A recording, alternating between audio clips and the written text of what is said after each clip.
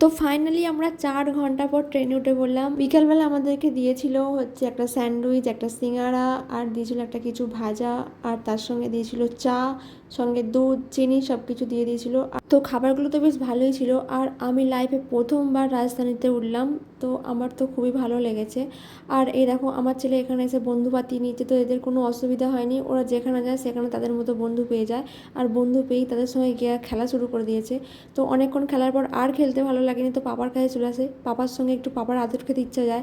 আমরা যেহেতু বিকেল 4টের সময় ট্রেনে উঠেছিলাম, তো তারপরে আমরা সারাদিনে অনেক ক্লান্ত ছিলাম, তো রাত্রিবেলা ডিনারটা আমি স্কিপ করে গেছি, আমি ভিডিও করতে পারিনি।